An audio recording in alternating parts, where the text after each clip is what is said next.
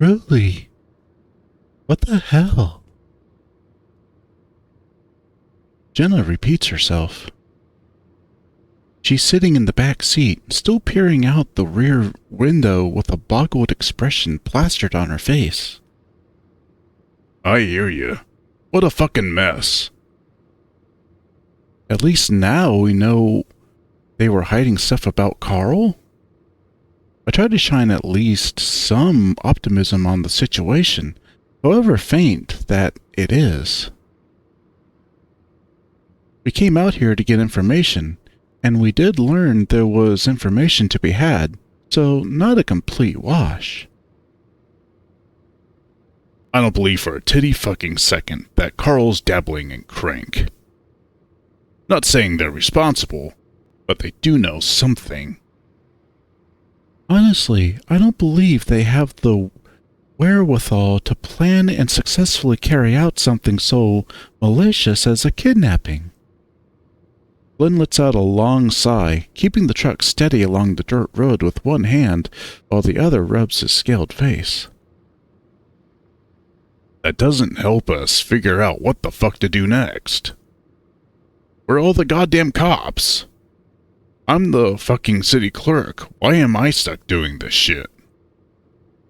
There's a silence in the cabin, Jenna turning back around to peer in Flynn's rearview mirror at him. Because you're his friend, and you care about him. Flynn seethes at these words. That's not helping, Jenna. I pull out my phone, holding my thumb over the display button. Only 50% battery life. I'll have to remember to charge it later. Should I text Leo? Text him what? That you want him to raw you again? Glenn lets out a little huff and Jenna gives the lizard a stern look. What? I mean about what they just told us. There ain't no reason to. It's all pussy willow lies. After a while, he sighs, sounding defeated. Glenn reaches into his pocket, holding up his slightly antiquated-looking phone. I'll just post in the group chat a quick summary. Okay. And I'll make sure to let them know how sketchy they were being. I nod, despite the fact that no one is currently looking at me. I step outside into the cool air, letting my feet rest on the hard asphalt of the parking lot. I stand there, enjoying the openness of my surroundings. You can only be cooped with two other people in one room for so long before it becomes increasingly apparent you're all just breathing each other's air. TJ had tried to keep Leo company today while they went out looking for Carl. But TJ was saying Leo was really distant. They ended up getting to the little recreational camping spot right before the lake, and Leo just said he had to go. Left TJ there without a ride. He said he didn't mind because he enjoys the walk, but Leo's behavior had him worried. Jenna steps out beside me, fidgeting some with her hair. Tough day, huh? Mm-hmm. She responds quickly. So, if we're gonna search tomorrow, I'd actually rather not talk about Carl and the search effort right now, if that's all right with you. Jenna pauses, crossing her arms over her chest. I know that sounds bad, but we truly are doing everything we can for him, absolutely above and beyond. We've got a few more places on the outside of town that Flynn and I were going to look at, as well as some more phone numbers to call.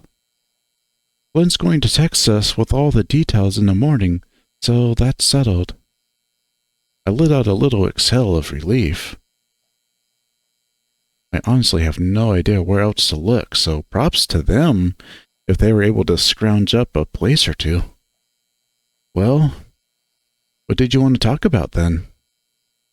Jenna leans up against the nearby post. luminescent light giving her hair a slight halo effect. She's looking at me now, eyes tired and the very faintest of smiles crossing her muzzle. To be quite honest, not much talking is needed. Her smile grows less faint, her tired demeanor shifting to something more akin to cozy warmth. It's infectious, and soon I'm smiling just the same. Your company is fine enough. Really? She nods. Well, same for you. That's good then. It's very good. Right. She lowers her eyes, standing there with that look, like she's waiting for something. It takes me a second to realize for what. Oh, so, I'm just gonna step over here. I take one comically large sidestep over toward where Jenna is standing. My tail swishes behind me in a low arc before slamming down on the pavement. Jenna lets out a little amused noise as she peers up at me, her own tail flicking in a contented sway. Oh? She cants her head, putting on a front of innocent curiosity as I approach. Whatever for? Well, maybe to do something like this? I place my paws on either side of her face. Her fur is so much softer than mine, with no oily sensation to it at all. I rub my thumb across her cheek, then lean down to plant my muzzle against hers. Our lips meet. Her touch is gentle, a comfortable yet intimate pressure. Soon she opens her mouth and I find myself doing the same. With Leo, it was always like some kind of tongue battle for dominance, which of course can be fun, but right now, this is nice. I can feel goosebumps on the back of my neck as her breath meets mine.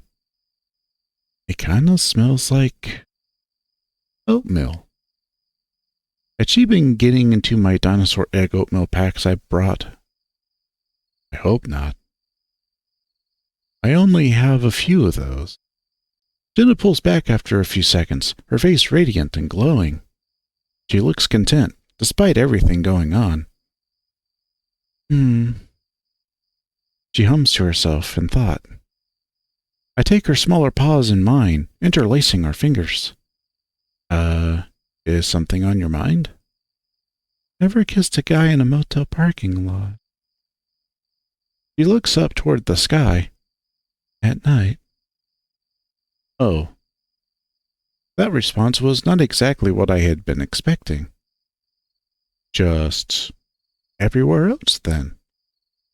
I tease, quickly putting on a big, goofy smile to emphasize how much I'm joking and hoping to God that she doesn't get offended. Right. I'm just making sure I remember to add it to my list. She says this with complete deadpan before pushing away from the post and turning to head back inside. Wait, I was just messing with you. Oh, I know. She walks past me, swinging her arm and smacking me squarely on the ass. The shock of it renders me completely off balance. It has been quite a long time since someone's done that to me, and I feel my face flush with heat as Jenna walks by. I can see her proud of herself smile stuck on her muzzle even with her back turned. And God, what a backside. I was so nervous when we did it before. I guess I didn't really have time to appreciate things. I wish I could sleep in your bed tonight. I speak without thinking and Jenna stops, her paw on the door handle. The audible thunks of TJ fussing about inside punctuate the silence. What's stopping you? A genuine question, but she doesn't stick around for the answer. and then I'm alone. With a little sigh, I rest my side against the same post Jenna was, closing my eyes again and just letting the surroundings sink in. Again, it's unusually humid out, especially for spring where we usually get less than an inch of rain a month. Monsoon season isn't set to start for another 90 days or so. I hold out my paws to the sky and let my tongue loll out, tasting the ozone in the air. It's the closest thing I can get to being in water right now, not counting the shower, of course. I mean actually being surrounded in something vast and wet, like a moist blanket that you can let carry you away. Speaking of moist blankets, TJ has been in the bathroom for like an hour, and I really gotta piss. I step away from the high-pitched buzz of the fluorescent outdoor lighting, heading out around the bend of the motel and into the wash nearby. It takes me a second for my eyes to adjust to the darkness. The desert at night can look pretty strange, like the absence of the sun sucks all the color out of the world. It makes trying not to fall into a ditch all the more difficult when everything starts blending together. Once I find a good spot hidden away from any of the motel windows, I turn my back to it and get the leak ticking. I'm making a concerted effort this time not to piss on myself. If that happens twice in a row, Jenna's going to start thinking I have a fetish or something. Water sports. Why do they call it water sports anyway? If you're actually into water-based sports, you can't really talk about your hobby without the perverts in the room thinking you like piss.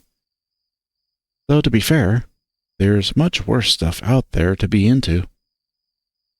I remember for the longest time, Flynn had this whole reputation of being into scat. I think it started after someone called him a shit pusher because he was gay, and of course he told them that he was and loved doing it. Then that got all ambiguated into the high school social meal until Flynn was apparently spending his weekends diving into septic tanks. Flynn wasn't remotely pleased when that stigma didn't go away, and of course I thought it was hilarious. Strangely enough, that never got applied to Leo and I, even with all our PDA. I get there's a crunching noise beside me, dry bramble being tread underfoot, and a sudden scuffing of dirt. The noise stops as soon as it starts. I glance over, realizing I'm not alone.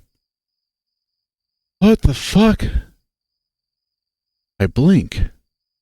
I must have finished pissing a minute ago, but here I am still holding my prick. Micah stares at the aforementioned before looking back up at me. I quickly shove myself back into my shorts, nearly tripping over myself as I step back away from him. Damn it, where'd he even come from? I was taking a leak! The fuck you were, schizo? His voice is strange, distant.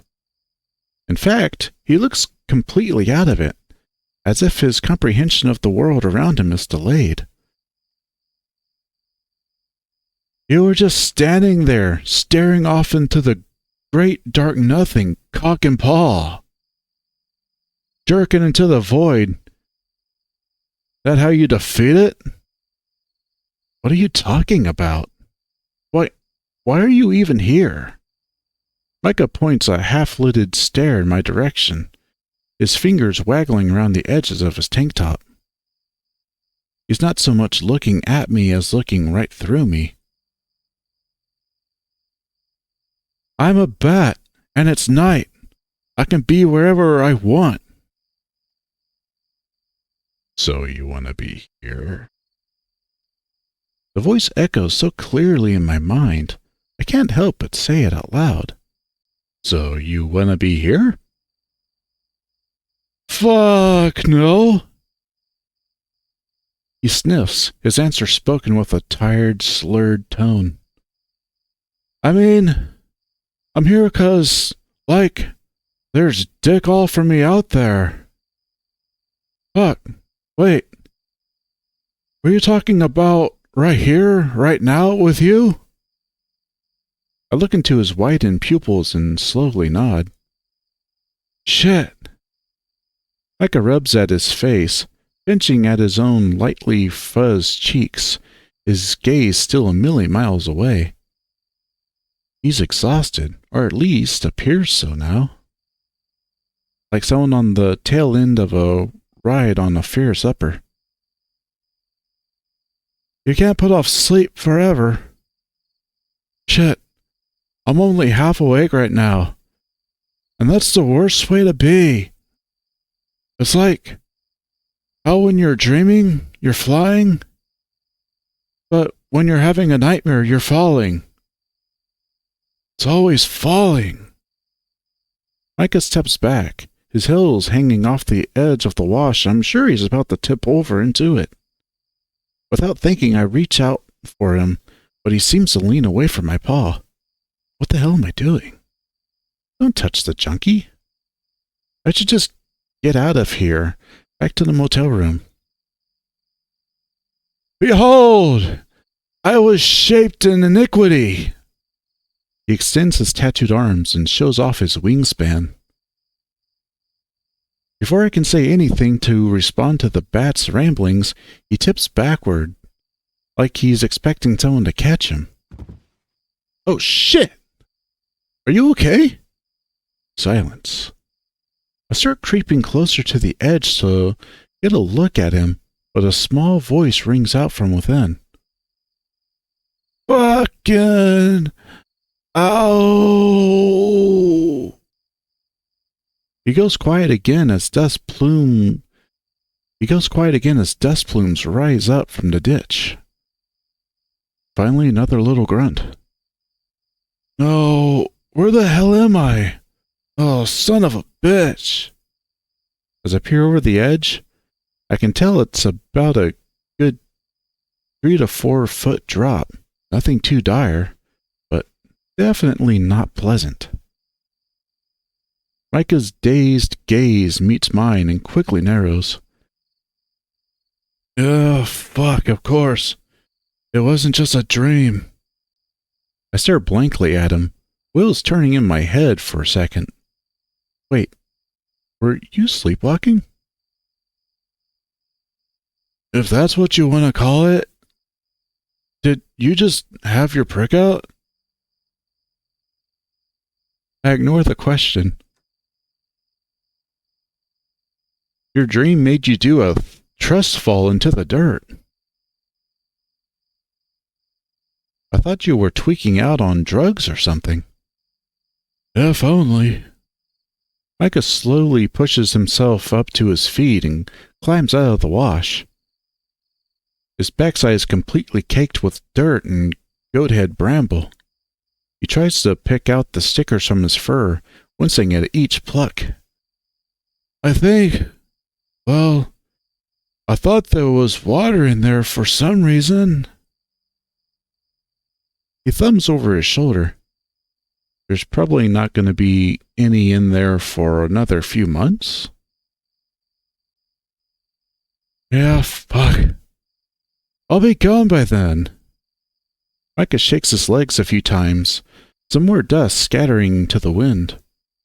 Having white fur like that must suck in the desert here. If you even get the slightest bit of dirt, everyone can see. For me, everything just kind of blends into the brown fur. He squints at the building nearby and lets out a little astonished noise. I made it all the way out to the motel? That doesn't make any goddamn sense. Fucking hellfire, man. She's just getting so much worse. He shakes his head. He's clearly lucid now, but I don't know if he's really talking to me. You doze off for 1 minute, and then everything's an absolute shit show. A cold chill creeps down along my spine. This is all sounding rather familiar. Pot helps. Keeps the bad vibes down. But it's a quick fix for something that you never know when it's coming. I've been having something similar happen to me, I think. Really bad dreams, mainly. This guy snaps to me as if he wasn't expecting me to actually respond to him. Fucking really? No shit. The bat extends an arm out to his surroundings, gesticulating at everything and nothing all at once while his wings flap about. You ain't the only one, muskfuck. You ain't seen how it's been.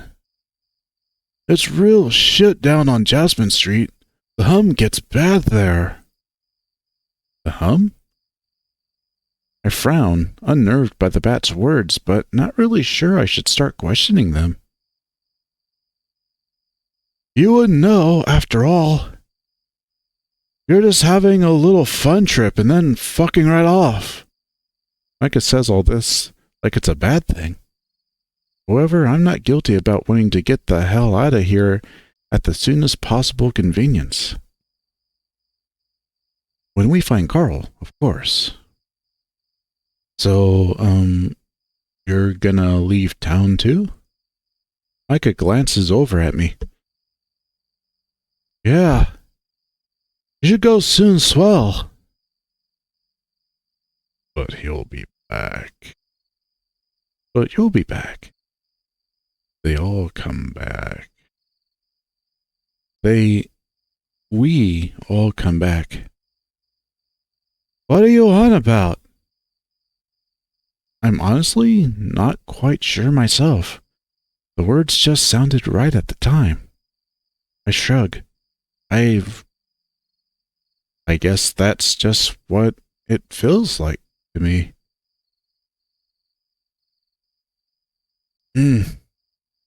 Not everyone does. His tone shifts more melancholy. The young bat reaching into his pocket and flipping on an old cell phone for a moment.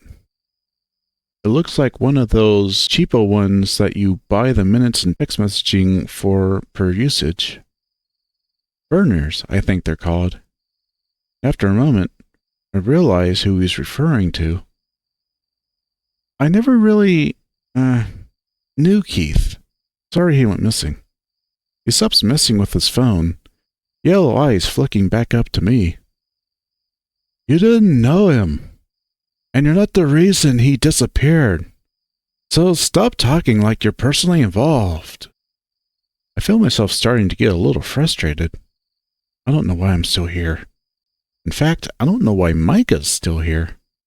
He's just lingering about, even after he claimed he came this way due to sleepwalking or whatever. What was Keith doing before he went missing? This is the point where I seem to have Micha's full attention. He glances around for a moment before stepping forward, lowering his voice to a quiet rasp. What he was always doing, schizo. Trying to fix people. He'd see somebody who'd be utter shit trash, and then find their inner spirit or whatever. You know, native shit. He thinks for a second. Well, native light. Whatever. Keith was one of those weird kids who read philosophy books in school. He helped all of us, of course. I thank him to bits for it. Screw-ass didn't know his limits. Started getting chummy with his supplier, this big bear bastard named Brian. Supplier? Keith dealt drugs? Bitch, everyone deals and gets dealt in Echo. This ain't a surprise. Or shouldn't be. So let me get you off your moral high horse right now. He squints in thought. Yeah, now that I think of it, wasn't your mom the one that lit 7 miserly plower for Oxy? What? I couldn't help but be taken aback by that one. No! You're saying your mom didn't take Oxy? No, she had back pain issues and took Percocet, but that's it. That is Oxy, bitch! But enough about your whore mom. Fuck you. He huffs. He's so full of shit. Just like before at the bonfire. I dip my paws into my pockets and turn to leave. I get a couple steps toward the motel before I hear the bat rasp from behind me. Hey, don't be a bitch. I keep walking. The shower is probably freed up by now, and God knows I could use it. If not just for the water, but the time alone. No, wait, seriously, stop! Chase. I hear a frustrated sigh. Chase, please. I need to talk to you, serious-like. I turn, and if his sight is any good, he can get a good view of how done with this shit I am from my expression alone. Keith tried to help this supplier. Turn his life around, all that. I hesitate. I didn't expect him to start talking about Keith again. He saw the goodness in him, etc., etc. Before all this, Keith would always take me out after school on Fridays. We go flying these RC drones we tinkered with down by the river. I mean, it sounds about as fun as plucking pubes to most folks now, but little me loved it. The moment he started getting close to Brian, that stopped. We saw him less and less until, poof. Keith's gone. No one knows where he went, including Brian. So claimeth he. I had nothing left here. My anger with the bat begins to fade as he looks me straight in the eye. There's something about the tone of his voice that's different. Like this is actually a matter he'd thought about for a long time. Micha, are you... I excel, stepping forward and lowering my voice. Are you trying to tell me something? Something about Carl? No, I'm trying to get you to whip your dick out again. The runty bat's nostrils flare as he steps closer. I cover my crotch with my free paw, and he rolls his eyes. Do you want help finding that rich fat kid? I hesitate at his hostile phrasing, but begrudgingly nod. Any information at all could help at this point. Yes, I want help finding Carl. Do you know anything that can help us? Cool. And hopefully... He doesn't speak for a time, rolling his cell phone in his paws. Don't report anything I'm about to tell you to the cops. I'm genuinely trying to help you here. But I need you to swear to that. Sure, whatever, I'll swear I won't tell the cops. I lie. Good. Nothing I did is really illegal, but it can be implicating as hell if you don't find your friend.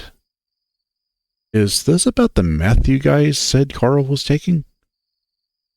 No, that was bullshit. Knew it. Well, Flynn knew it. Like hellfire, I'm going to start rattling fuckers out in the front of everybody. The Hendricks house was marked. Jeremy tipped Clint off that Carl was staying home alone. Clint then brings me on to scope shit out, just before midnight at 11.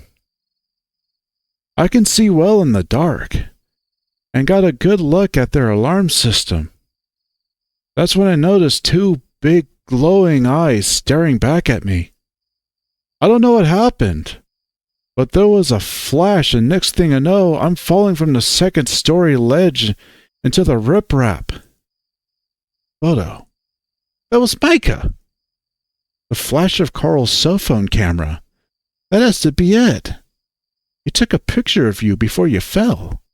We found the photo the next day. The bat's lips tighten. Well, fuck me then. Guess it's good that I'm getting ahead of this. It barely even looked like you, I think. Picture was all distorted. I tried to wave off his concerns with a reassuring tone, reshifting the conversation back to Carl. What happened next? Micha sighs, speaking up again. Next thing I hear is a whole shit ton of thudding. Like, da-dunk, da-dunk. I couldn't move. I didn't want to start sprinting off while anyone inside was still looking out a window. So I huddled up in a blind spot and the noise kept going on for a solid 30 minutes. Then, a fucking hell of a clatter. The sound of wooden boards snapping inside. Next thing I know, the fattest is taken off into the desert, completely spooked. Which direction? South, I think. Anyway, he holds up his basic-looking cell phone. I gave Clint a call, told him what happened. He started freaking the fuck out on me, cussing and swearing, spitting up a storm. Kept insisting he needed to call someone. And that's the last I heard of it. Spent the next 12 hours nursing a bruised tailbone in an abandoned trailer off Route 65. Well, goddamn. Actual answers. This is all really helpful, Micha, but why are you telling me this? Why are you ratting out your friends to someone you hate? The bat groans aloud, a look of exasperation crossing his tired features. Have you been listening at all? There are fuckers out there I don't trust. And if there's anything to be done about putting a boot to their asses, I'm down. For Keith. The bat taps at his phone a few times before handing it my way. Give me your number. I'll keep you updated on what's going on. The supplier guy I mentioned will be coming into town. I'll see if I can get some more info out of him and Clint about the RAM. I take the phone, slowly using the tiny button-based numpad to put in my number. There's probably a few ways this can come back and bite me in the ass, but at this point, I'm pretty damn desperate for a lead. I just never would have expected it would come from Micha, of all people, and willingly at that. And here I thought you hated me. I don't care about you enough to hate you, schizo. I hand the bat back his phone, unsure of how to feel about that response. If I don't hear from you by the time we have to go Sunday, you should get the fuck out of Echo. His tone is flat, a matter-of-fact statement that he believes doesn't need further explanation. I nod in response, wondering if it's too late to take my number back. Well, if that's all. I glance back to the hotel. Micha looks too. Yeah. Yeah, actually one more thing. Oh? I perk a brow in his direction. You still with that wolf boy, Leo? I remember him getting skittish about him earlier. He's acting nonchalant, but there's definitely something more to this question than casual curiosity. The answer to the question itself is also a complicated one. Not really? Why do you ask? Yeah, I don't give a shit. He looks down at his phone as he says this. Lie. Then why'd you ask? He just... I hear he talks a lot of shit. Was wondering if he ever talks shit about me. Micha folds his arms over his chest, staring at his phone screen. To be honest, I don't ever recall a time he even mentioned you by name. It's the truth. Out of all the Jasmine Street kids, Micha was one I never really heard Leo talk about. Figures. What? What? Tsk, I'm out of here. I'll text you in a bit.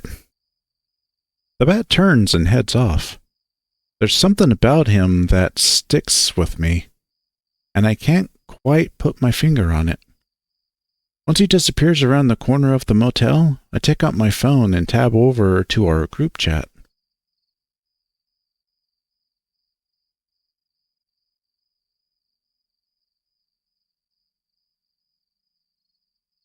Friday.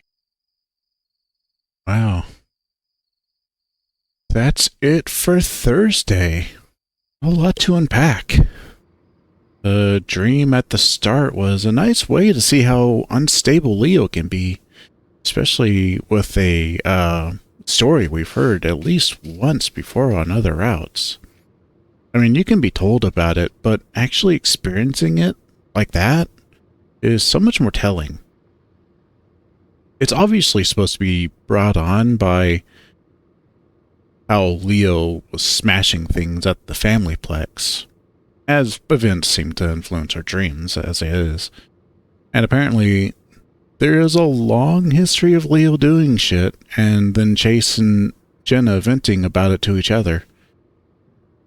The way Jenna disses Leo at the motel is awesome. Aren't you supposed to be in jail? Fucking biting. Oh, and let's not forget Chase flapping in the shower. He really is the everyman in a way. Like, who hasn't done that? Hands up. I'll put the hands back down. Now, Jenna's story about her grandma is so touching. It actually had me tearing up. Stories like that always get to me. Her grandma sounded like such a sweet lady.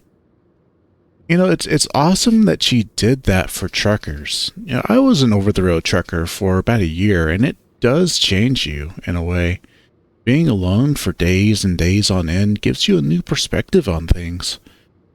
A lot of truckers' relationships, like marriages and such, they fall apart due to a lack of time together. They just don't get a chance to nurture the relationship, and so divorces are really high among truckers. So, having someone give a shit about you like that is huge. And maybe that's a part of why it hit me so hard, why I was tearing up so much about it, because I have lived that experience. Where you just don't have anyone, you're thinking about people in your life, calling them, but you can't actually be with them. So, having someone just there to talk to you, that's actually huge. You don't really know until you've been alone for a long time like that. So, next I want to talk about the elephant in the room, and that is being that Chase and Jenna actually did it. I mean, after all the flirting in their route, I was expecting at least a makeout session, but I didn't expect them to actually fuck. I think it is the only route that Chase actually succeeds in having sex. Correct me if I'm wrong, but I think it is the only one. Now, this is kind of surprising to me, given the percentage of LGBTQ plus individuals in the furry community. I mean, it's a really high percentage of the furries in the community are, you know, gay, bi, transsexual, anyone like that. So this is actually kind of a nice little nod to the straight minority in the community. So, Howley, George, thanks. Feel a little more seen. I'm really liking how the Tetanus Alley crew are being written. I really like how well they're written. And they have a lot more depth than side characters might be written in some other stories. Or you might even expect for just side characters. I don't think there's been a whole lot of history for, like, was it Raven? I think he's just kind of foreign. Kutsu also. He's from a foreign land and he likes to garden, and I think that's pretty much it. He's kind of a coward, and he had a... shouldn't say coward, but he doesn't react well in situations where Brian was involved. Scary, dangerous situations. Now, the backstory of Keith is actually pretty cool, and it's kind of cool how it kind of comes up a lot so far with these characters. It's clear that he was probably the only positive influence on Jeremy and Micha, since Flynn is a huge piece of shit. I like how Micha specifically is developing in the story. I mean, he rats himself out to Chase as not only that thing in the picture that Carl took, but also that he was kind of scoping out the castle, as they call it. I mean, his involvement there really explains his hostility with Flynn and why, and I think it was, Wednesday? He was, having like this kind of asshole attitude until Chase told him that the cops were involved in looking for Carl, and it's like his whole demeanor changed. I was like, oh yeah, that kind of makes sense. He's scared of getting caught. And that's even, you consider that even more important when, as Heather said, they perceive that Chase and his entire gang with Leo all hate them. So of course they'd be happy to throw him into Slammer. So it makes sense that he's hostile towards Flynn, who is a city official anyway. But let's also not forget that Chase actually did something this time. It's so rare that Chase actually does something that contributes to the story other than just being the person that something bad happens to just to advance the plot. And this thing that he did was when everyone else, including Flynn, couldn't get anything out of Heather, Chase remembered some class that he had taken, and this class alone helped him realize Heather was not being forthcoming with the truth and was able to get information out of her enough for Jenna to record in her phone and give him a thumbs up, like, good job. Even Flynn couldn't, and even Flynn realized, like, something's happening. I think we should just sit back, shut up, and actually let Chase work, because he's actually not being useless for once. Which is big. So it's always cool to see Chase actually do something. So yeah. I think it's great that, though I think it's great that Micha busts Chase's balls by telling him that he doesn't care enough about him to hate him. That was hilarious. But it's also kind of telling of Micah's character that he might not care enough about Chase to hate him. He distrusts Brian even more than he doesn't care or dislikes Chase. So the trust is more important to Micha than how much you like or dislike someone. I like that. I'm looking forward to more Micha in the story. Touching on the Tetanus Alley crew, I hope you like the voices I've been giving them. I'm trying to give Micha a Jesse Pinkman voice. And Jeremy's voice, the story described his laugh as brassy and abrupt. And I took that to describe his voice in general as being kind of brassy. So I hope I'm doing that pretty well. Also, I think it's kind of a cool thing where his voice sounds a whole lot like Duke's. So it kind of sounds like, it kind of makes it seem like he's going to turn into Duke later in life if he doesn't get his shit together. He could just turn into another Duke. Heather is just supposed to be ditzy and childish, so I'm hoping that's coming off okay. Let me know how you like or dislike it, because I like hearing from everybody. I would like to know how it's coming across.